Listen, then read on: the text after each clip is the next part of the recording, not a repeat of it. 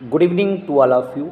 मैं अतुल कुमार शर्मा आप सभी का अपने YouTube channel free chemistry by Sharma ji पर आपका हार्दिक स्वागत और अभिनंदन करता हूं। साथियों, एक बहुत ही इम्पॉर्टेंट टॉपिक पर वीडियो बनाने के लिए मैं आपके सामने आया हूं। एग्ज़ाम का समय चल रहा है, बोर्ड एग्ज़ाम भी आपके पास आने वाले हैं, 1 महीने में ही एग्ज़ाम शुरू हो जाएगा।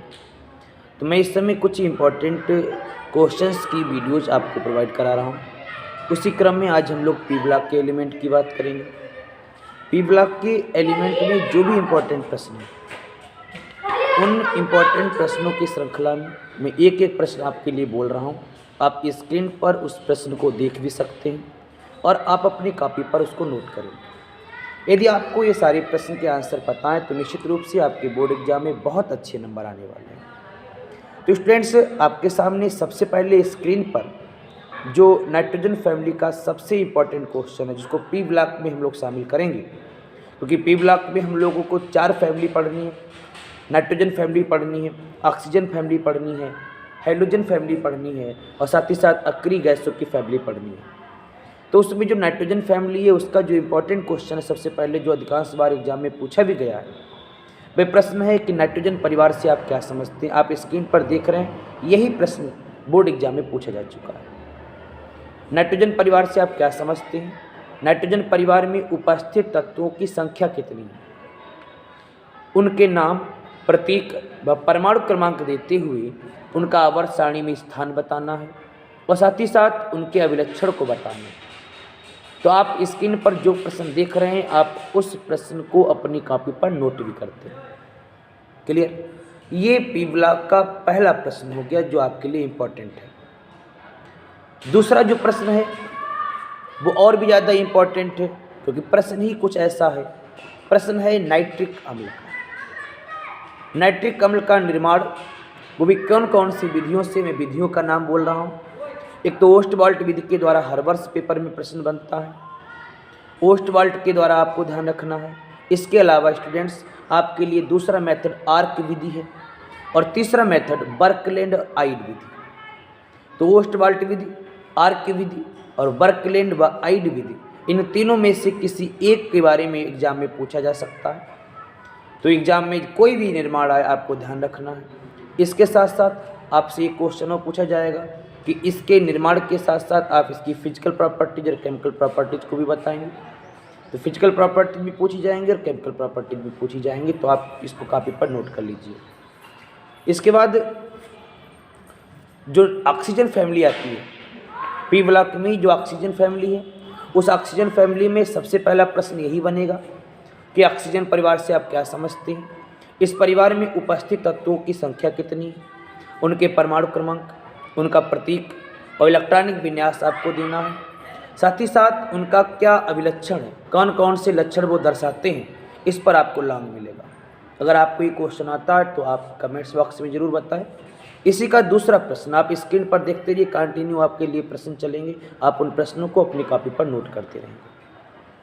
अगला प्रश्न इसी यूनिट से, ओजोनाइजर क्या है।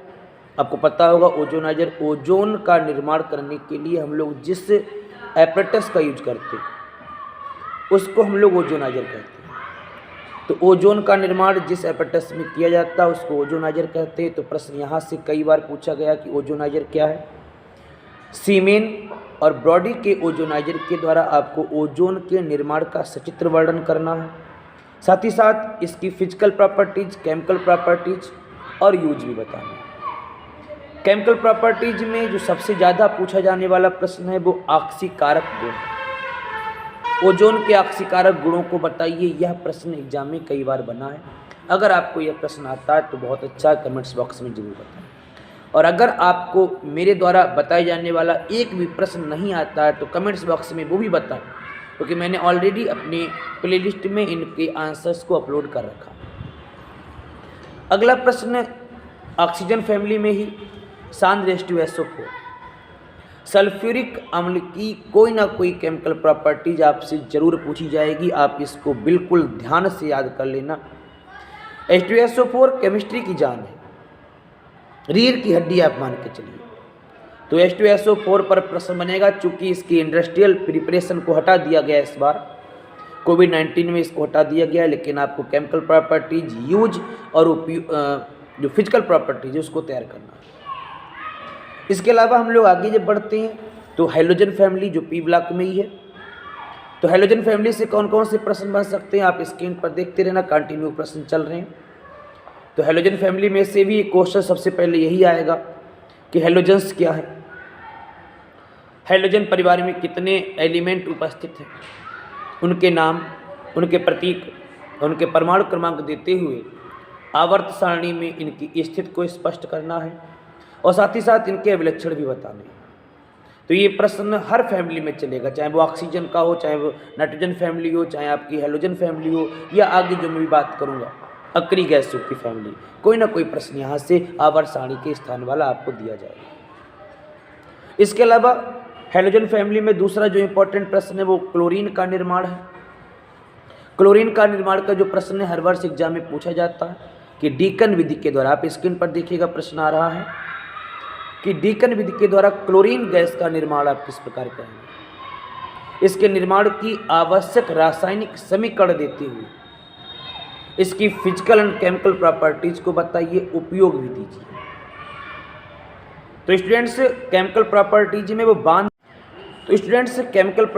में वो आपको बांध भी सकता है, वो कोई पार्टिकुलर केमिकल रिएक्शन के बारे में कहेगा कि आप इस रिएक्शन की केवल रिएक्शन दी, कोई भी रिएक्शन आपसे पूछ सकता है, केवल रिएक्शन आपसे पूछेगा, आपको वो रिएक्शन करके देनी होगी।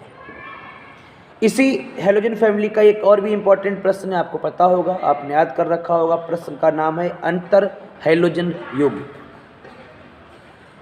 अंतर हैलोजन यौगिक से आप क्या समझते हैं, अंतर हैलोजन यौगिक का निर्माण आप किस प्रकार करेंगे। अंतर हैलोजन यौगिक में कई टाइप आएंगे, उन टाइप के निर्माण भी आपको करने हैं, उनकी फिजिकल प्रॉपर्टीज, उनकी केमिकल प्रॉपर्टीज भी आपको करनी है। केमिकल प्रॉपर्टीज भी आपसे पूछी जाएगी, यूज भी पूछा जाएगा। तो कुल मिलाकर के यह प्रश्न बहुत बड़ा बनेगा अगर ये क्वेश्चन आपको एग्जाम में मिलता है तो अंतर हैलोजन यौगिक किस तरीके से लिखना है वो आपको मैनेज करना होगा, टाइम को मैनेज करना होगा, वो आपको डिपेंड करना है, आप पर डिपेंड करेगा कि आप किस तरीके से अपने आंसर को लिख सकते हैं। तो अंतर हैलोजन यौगिक वाला प्रश्न भी आपके लिए इम्पोर्टेंट हो सकता है, आप इसको भी अपनी कॉपी पर नोट करें। उसके बाद पी ब्लॉक की जो लास्ट फैमिली है अक्रिय गैसों की फैमिली। अक्रिय गैस से आप क्या समझते हैं, पहला प्रश्न तो यही रहेगा, अक्रिय गैस से क्या है, अक्रिय गैसें कौन कौन सी हैं, प्रतीक का नाम, परमाणु क्रमांक, प्रतीक और उनके इलेक्ट्रॉनिक विन्यास दीजिए, उनका आवर्त सारणी में स्थान बताइए, उनके अभिलक्षणों को बताइए। इस तरीके से प्रश्न तो बनना है। इसके अलावा इस अक्रिय गैसों में जो सबसे ज़्यादा प्रश्न पूछा जाता है वो है उपयोग। हीलियम, जेनान, रेडान, क्रिप्टॉन सबके यूजेज आपसे पूछ लेगा। हीलियम के तो यूज हर बार पेपर में पूछे जाते हैं, चाहे वो ऑब्जेक्टिव हुआ, चाहे वो लघु उत्तरी हुआ, चाहे वो अति लघु उत्तरी हुआ, लॉन्ग में तो मिलेगा ही मिलेगा। ऑब्जेक्टिव में भी हीलियम के यूजेस पूछ लेते हैं। तो इतना सारा अगर आपको आता है तो आपकी तैयारी बहुत अच्छी चल रही है। मैं कंटिन्यू आपके लिए वीडियोस दूंगा, क्या चीज़ इंपॉर्टेंट है, किनको बहुत विशेष रूप से आपको पढ़ना है। तो आप अपनी तैयारी को मेंटेन करिए, एक अच्छी तरीके से उनको लिखने की प्रिपरेशन करिए, टाइम को मैनेज करिए कि कितने टाइम में हम लोग क्वेश्चंस का आंसर दे सकते हैं। अगर ये सारी तैयारी आपकी है और मेरे से किसी प्रकार की कोई हेल्प चाहिए तो कमेंट्स बॉक्स में ज़रूर बताएं। कोई ऐसा टॉपिक जो आपको पढ़ना हो उसकी मैं वीडियोज़ आपको प्रोवाइड करा सकता हूँ, आप मेरे को कमेंट्स करके बताएं। और आप इस वीडियो को अधिक से अधिक शेयर करें ताकि आपके उन सभी दोस्तों को भी मेरे द्वारा बताई जाने वाली जानकारी मिल सके।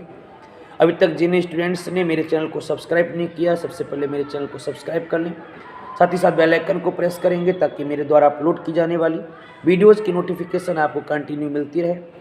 और अब एग्ज़ाम आपका 4 मई को है, यूपी बोर्ड का एग्ज़ाम 4 मई को है। तो मैं कोशिश करूंगा कि 4 मई तक आपको कंटिन्यू इंपॉर्टेंट वीडियोस दी जाएं। जो मेरे द्वारा हो सकेगा मैं आपके लिए कंटिन्यू वीडियोस को प्रोवाइड कराऊंगा। आपका भी एक आपसे आग्रह करूंगा कि आप कंटिन्यूज मेरी वीडियोस को देखें, अधिक से अधिक उसको लाइक करें, शेयर करें। और किसी भी टॉपिक पर आपको वीडियो चाहिए तो आप मुझसे वीडियो के लिए कह सकते हैं, मैं आपके लिए वीडियोज़ प्रोवाइड करूँगा। Thanks for watching this video, good bye, take care.